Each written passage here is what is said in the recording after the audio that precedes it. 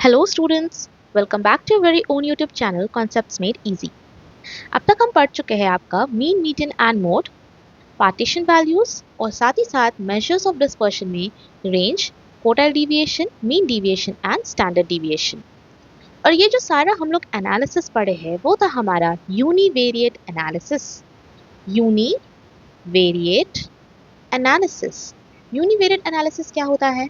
Univariate analysis में हम सिर्फ एक डेटा का एनालिसिस पढ़ते हैं, ठीक है, या एक सीरीज का। जैसे हम जितना भी यहाँ पे मीन, मीडियन, मोड निकालते थे या पार्टीशन वैल्यू या फिर range, quartile deviation, mean deviation और स्टैंडर्ड डेविएशन, हर चीज आप नोटिस किए होंगे, हम सिर्फ और सिर्फ एक वैल्यू पे बात करते थे, एक्स। ठीक है, तो आज से हम स्टार्ट करेंगे आपका बाइवेरिएट एनालिसिस। बाइवेरिएट एनालिसिस, जैसा कि नाम ही सजेस्ट कर रहा है, बाई मतलब क्या यहाँ पे? Two variable. जब भी हम दो वेरिएबल के बीच का एनालिसिस पढ़ते हैं या उन दोनों के बीच का रिलेशनशिप को स्टडी करते हैं, वो है आपका बाइवेरिएट एनालिसिस। और दो वेरिएबल का रिलेशनशिप हम कैसे पढ़ते हैं? तो हम पढ़ते हैं with the help of correlation. Correlation, correlation क्या है आपका? आइए देखते हैं। So if the change in the one variable is accompanied by a change in the other variable and vice versa, then the two variables are said to be correlated and this relationship is known as correlation or covariation। कहने का मतलब है कि अगर मेरे पास दो data दिया हुआ है, से for example x and y, हो सकता है यहाँ पे x जो है मेरा वो इंक्रीज कर रहा हो और y मेरा इंक्रीज कर रहा हो, या फिर x मेरा इंक्रीज कर रहा हो, y मेरा डिक्रीज कर रहा हो, या फिर x मेरा डिक्रीज कर रहा हो, y मेरा इंक्रीज कर रहा हो, या फिर x मेरा डिक्रीज कर रहा हो और y भी मेरा डिक्रीज कर रहा हो। ठीक है, तो there are number of possibilities. तो यही है मेरा कोरिलेशन, यानी कि हम इन दोनों डेटा के बीच में जब रिलेशनशिप को स्टडी करते हैं कि how they are related, how the change in one variable is accompanied by the change in another, तो ये कहलाता है मेरा कोरिलेशन। और इसी को पढ़ने के लिए जो हम स्टैटिस्टिकल मेजर्स यूज करते हैं, ठीक है, और जिसको हम न्यूमेरिकली एक्सप्रेस करते हैं, जो मेथड हम यूज करते हैं, वो कहलाता है मेरा कोरिलेशन एनालिसिस। ठीक, I hope this is clear. ठीक है, तो कोरिलेशन एनालिसिस डेवलप कौन किए थे? तो correlation analysis was developed by Francis Galton and Karl Pearson. Now there are different types of correlation. Types of correlation क्या क्या है? तो कोरिलेशन के बेसिकली तीन टाइप्स होते हैं, या तीन, हम लोग उसको मेन हेडिंग के अंदर सब हेडिंग डाल सकते हैं। तीन हेडिंग क्या है आपका, या तीन टाइप्स क्या है? पहला है आपका on the basis of change in direction, दूसरा है आपका on the basis of change in ratio, और तीसरा है आपका on the basis of change in number of variables. On the basis of change in direction में कोरिलेशन दो type का होता है, positive correlation and negative correlation. On the basis of change in ratio में भी कोरिलेशन दो type का होता है, linear correlation and non linear correlation. और on the basis of change in number of variables में भी कोरिलेशन तीन टाइप का होता है, simple correlation, multiple correlation and partial correlation. आइए अब एक एक करके देखते हैं हम सारा टाइप्स ऑफ कोरिलेशन। तो सबसे पहला टाइप ऑफ कोरिलेशन है आपका on the basis of change in direction. On the basis of change in direction correlation को दो पार्ट में डिवाइड किया गया है, पॉजिटिव कोरिलेशन या फिर नेगेटिव कोरिलेशन। तो पॉजिटिव कोरिलेशन क्या होता है?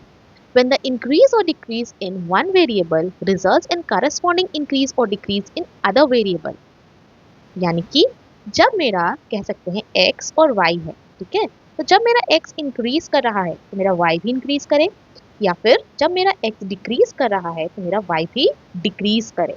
ठीक है, यानी कि पहला वैल्यू अगर इंक्रीज कर रहा है तो दूसरा भी इंक्रीज करना चाहिए, और पहला अगर डिक्रीज कर रहा है तो दूसरा भी डिक्रीज करना चाहिए।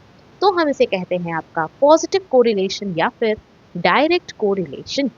ठीक है, पॉजिटिव क्या है आपका? जब पहला इंक्रीज कर रहा हो दूसरा भी इंक्रीज करेगा, या पहला डिक्रीज कर रहा हो तो दूसरा भी डिक्रीज करेगा, यानी कि ये लोग साथ साथ एक ही डायरेक्शन में मूव आउट करते हैं।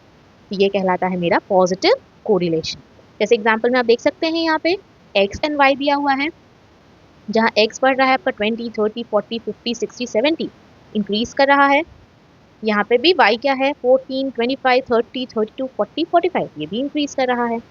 लेकिन यहाँ पे जो दूसरा एग्जांपल दिया है x एंड y का, जिसमें आप देखेंगे x क्या है? 70, 60, 50, 40, 30, 20, डिक्रीज कर रहा है। ठीक है, और यहाँ पे y क्या है 45, 40, 36, 30, 25, 20। यानी दोनों केसेस में हम देखेंगे कि यहाँ पे x इंक्रीज कर रहा है तो यहाँ पे y इंक्रीज कर रहा है, यहाँ x डिक्रीज कर रहा है तो यहाँ y भी डिक्रीज कर रहा है। तो ऐसा टाइप ऑफ कोरिलेशन होता है आपका पॉजिटिव कोरिलेशन या फिर डायरेक्ट कोरिलेशन।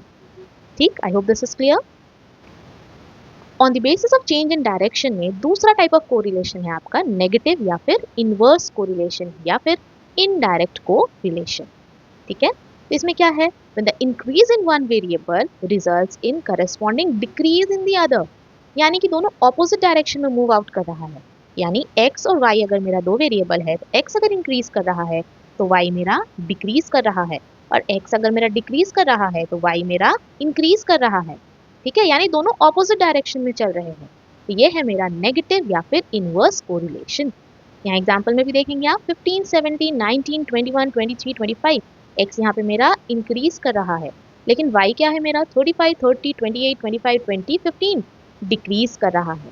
ठीक है, सिमिलरली दूसरा में देखेंगे आप, यहाँ पे x दिया है आपका 70, 60, 50, 40, 30, 20, यानी x मेरा डिक्रीज कर रहा है, लेकिन y को जब आप देखेंगे तो 10, 15, 25, 30, 35, 40 y मेरा इंक्रीज कर रहा है। ठीक है, यानी कि when one variable increases the other one decreases, or when one variable decreases the other one increases, यानी दोनों एकदम ऑपोजिट डायरेक्शंस में चल रहे हैं, तो वो है मेरा नेगेटिव या फिर इनवर्स या फिर इनडायरेक्ट कोरिलेशन। ठीक है, I hope on the basis of direction आपको क्लियर है। दूसरा बेसिस था आपका on the basis of change of ratio. On the basis of change of ratio में हम कोरिलेशन को दो पार्ट में डिवाइड कर सकते हैं। पहला है आपका लीनियर कोरिलेशन और दूसरा है आपका नॉन लीनियर कोरिलेशन। तो लीनियर कोरिलेशन क्या है? When the change in one variable results in the constant change in the other variable, that is, if the ratio of change between the two variables is uniform, यानी कि अगर मेरा uniformly change हो रहा है, जैसे यहाँ आप देखिए ये 10 है, इंक्रीज हो रहा है, यहाँ पे भी प्लस 10, यहाँ पे भी प्लस 10, यहाँ पे भी प्लस 10, यहाँ पे भी प्लस 10, ठीक है, यहाँ पे प्लस 20, यहाँ पे प्लस 20, यहाँ पे प्लस 20, प्लस 20, प्लस 20, ठीक, यानी दोनों में क्या है, यहाँ पे यूनिफॉर्म चेंज है या कांस्टेंट चेंज है।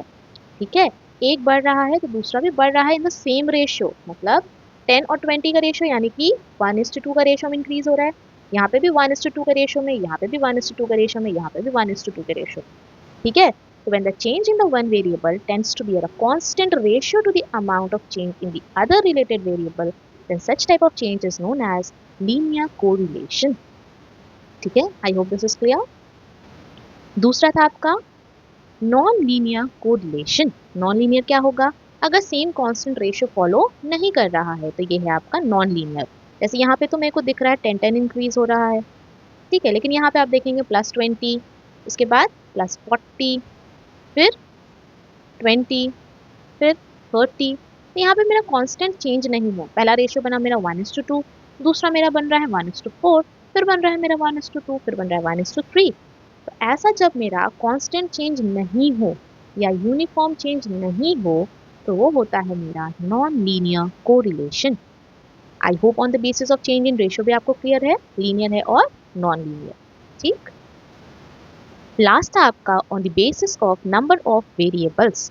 On the basis of number of variables correlation can be divided into 3 parts, जो है आपका सिंपल कोरिलेशन, मल्टीपल कोरिलेशन और पार्शियल कोरिलेशन। सिंपल कोरिलेशन क्या है? जब वहाँ पे मेरा डेटा दिया है और सिर्फ दो ही डेटा दिया है या दो ही वैल्यू का डेटा दिया हुआ, ठीक है, और हम उन दो ही वैल्यू के बारे में पढ़ रहे हैं, यानी कि मेरे पास सिर्फ x और y का ही वैल्यू दिया है और हमको इन दोनों का ही वैल्यू को स्टडी करना है। जब हम दो वैल्यू का सिर्फ और सिर्फ स्टडी करते हैं, सिर्फ दो वेरिएबल का स्टडी करते हैं, तो वो है मेरा सिंपल कोरिलेशन। ठीक, मल्टीपल क्या है? जब हम 3 या 3 से ज़्यादा वेरिएबल्स को स्टडी करते हैं।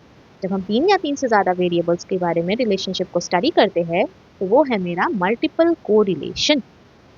सिर्फ दो को करेंगे तो सिंपल, दो से ज़्यादा करेंगे तो मल्टीपल। तो पार्शियल क्या है? तो जब मेरे पास बहुत सारा वेरिएबल्स दिया हो, ठीक है, जैसे x, y, z, बहुत सारा वेरिएबल्स है, ठीक, लेकिन स्टडी करते समय हम सिर्फ और सिर्फ दो वेरिएबल के बारे में स्टडी करेंगे, ठीक है, बाकी अदर फैक्टर्स को हम कांस्टेंट छोड़ देंगे। ठीक है, तो ये कहलाता है मेरा पार्शियल कोरिलेशन। ठीक, कि when the relationship between only two variables is studied keeping the other variables constant is known as partial correlation. ठीक है, आई होप आपको टाइप्स ऑफ कोरिलेशन में कोई दिक्कत नहीं है। चलिए ठीक है, तो फिर हम कल मिलते हैं एक नए कॉन्सेप्ट के साथ। तब तक के लिए keep practising, keep studying. Thank you.